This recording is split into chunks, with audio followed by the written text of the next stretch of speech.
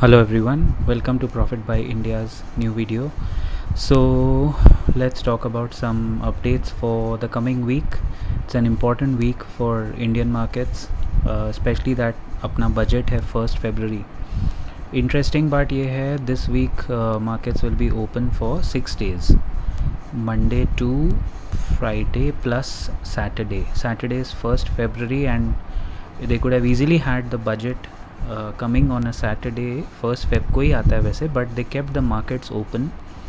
Now this is really interesting and we don't know क्या reason होगा. अगर आपको कुछ इसका ख्याल आता है तो आप कमेंट्स में डालिए, बट मुझे लगता है वॉलेटिलिटी बहुत बढ़ सकती है. I think Saturday next will be the heaviest volume trading day.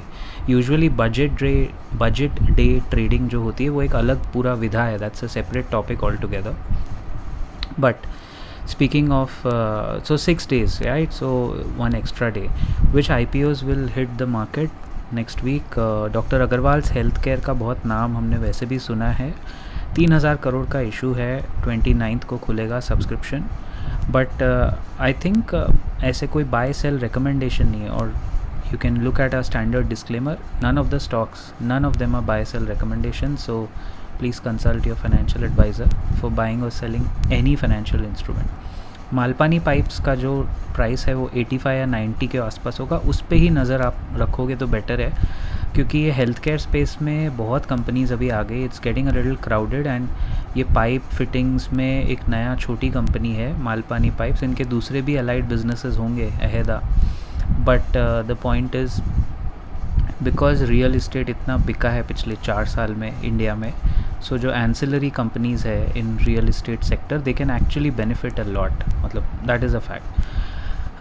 When these audit companies carry out these surveys, जैसे अभी PwC ने सर्वे किया है that 87% Indian CEOs are confident of economic growth.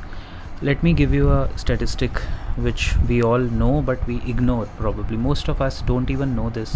और जिनको पता है वो इग्नोर करते हैं. About 80% of Indian corporate is micro, small and medium enterprises, that's MSMEs, जिसकी कमर टूट गई है पिछले 5-7 साल में because of low financing, zero funding, not exactly the kind of support they thought they would get from any kind of any corner actually. तो वो तो स्ट्रगल कर रहा है. बाकी बचा 20 या 15% of corporate India which is listed on the equity markets. हाँ, when you have people saying that you can work on Sundays as well, obviously companies are gaining profits बस at a strategic level. Companies को तो profit बढ़ रहा है ना, उनका तो टैक्स कलेक्शन भी इंडिया के आपको पता होगा इनकम टैक्स पेयर से कम इंडिया का कॉर्पोरेट टैक्स है. Income tax individual tax payers India में ज़्यादा टैक्स भरते हैं. So this survey has said that they are optimistic about economic growth, but where is the money honey, where is the money? पैसा किधर है? Private companies ने capex ही नहीं किया है इंडिया में पिछले 7-8 साल से प्री कोविड, और उनके टैक्सेस कम हो गए, उनके प्रॉफिट्स बढ़ गए. बट एक जगह जहाँ सरकार को मार पड़ी वो ये कि गवर्नमेंट ने केपेक्स फिर भी किया है, बट प्राइवेट कंपनीज़ ने तो कैपिटल एक्सपेंडिचर किया ही नहीं है. उसमें इनडायरेक्टली गलती गवर्नमेंट की है because of the inspector raj, licence raj, which they could have done away with. Private companies, boss, do not have the confidence to do new factories या open up new branches.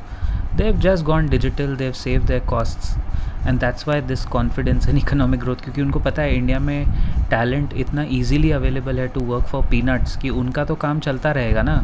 ये बहुत बड़ा डीप रूटेड मुद्दा है, इस पर कभी विस्तार से बात करेंगे. जॉब क्राइसिस का जो मुद्दा है ग्लोबल है, but at an Indian context the crisis is about fair payment, not so much about not having jobs. It's about being low paid workers at the operational level.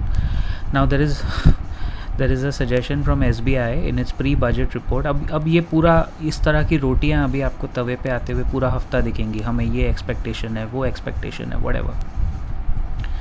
So SBI says in its pre-budget report that the government should make the new tax regime mandatory and remove all exemptions except for NPS contributions and medical insurance. ये तो ठीक है, अगर आपको ऐसा करना ही है तो 0 से लेके 10 लाख तक के इनकम का टैक्स फ्री कर दो ना. Half of the paper work and more than half of these stupid commissions going to the tax preparatory authorities will get wiped off, automatically Indian middle class के पास बहुत पैसा बच जाएगा.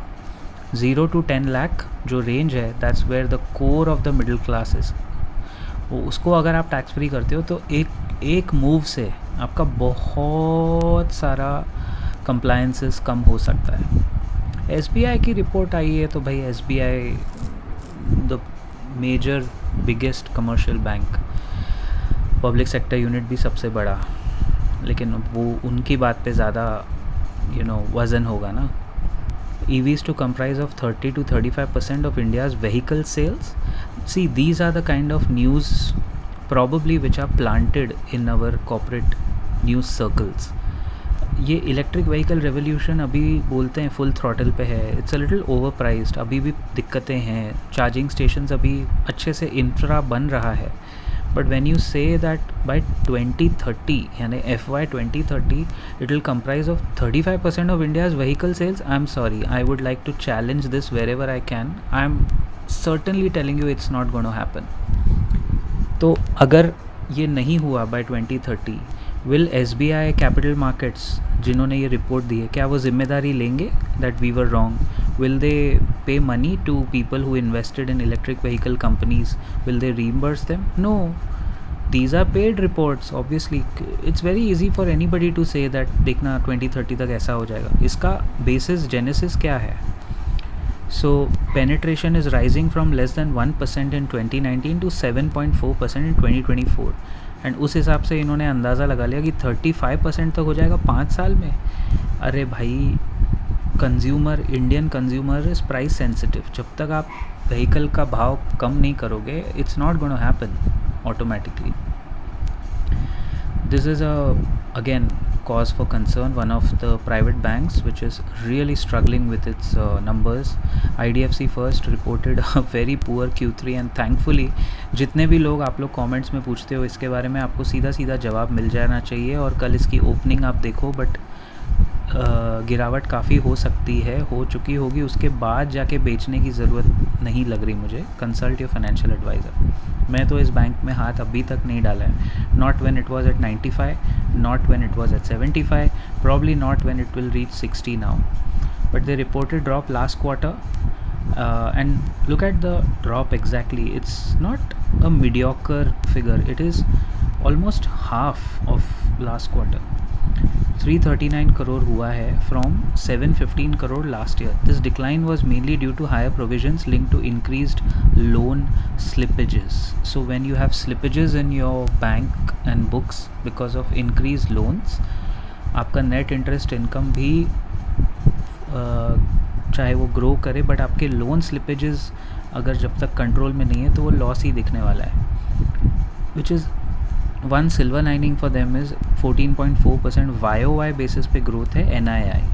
लेकिन भाई, recovery for a bank is the main problem and I think IDFC first will face a problem here for sure. Look at this news. BSNL जिसका बहुत डंका बजा था 6 महीने पहले when Jio had increase their subscriber rates, और मैंने तभी भी सबको कहा था don't write of Jio for now, for never. BSNL loses 3.4 lakhs of users in 30 days. That's the highest, bringing its total down to 92 million. Jio is the only one who has actually gained 1.2 million users, which is 12 lakh users. Airtel and Vodafone lost 11 lakh and 15 lakhs respectively, and overall mobile subscriber base has fallen by 17 lakh. Just imagine guys, इतने गिरावट में भी Jio has gained 12 lakh users. This is phenomenal. And last but not the least, experts का opinion आपके सामने है screen पे. मेरे हिसाब से निफ्टी का जो रेंज है for this week 22,550 is a very strong support on the downside, and the budget week usually guys is very volatile. So be prepared for, call option, put option, bulls and bears. It's going to be a tough week, and it's going to get tougher because the last day of the week is Saturday and it's the budget day. And trust me, during the speech of finance minister के speech देते देते ही volatility peak पे होती है. इसीलिए मुझे समझ नहीं आ रहा, when I started this video I said I mean why did they have to keep the markets open on Saturday? अभी भी मौका है, शायद वो बंद करेंगे तो अच्छा ही रहेगा ना भाई. If luckily your budget is coming on a Saturday, why do you want volatility to hit the markets? कुछ बड़े players को शायद इनको exit देना होगा, हो सकता है this is a planned strategy. You never know. Let me know your thoughts in the comments because I think this is like a trap for retail investors again this Saturday. Nifty का ऊपर की तरफ सबसे बड़ा resistance है 23,900 मेरे हिसाब से. ये लोग 23,800 बता रहे हैं, but 23,900 then 24,530. These are the two firm resistances.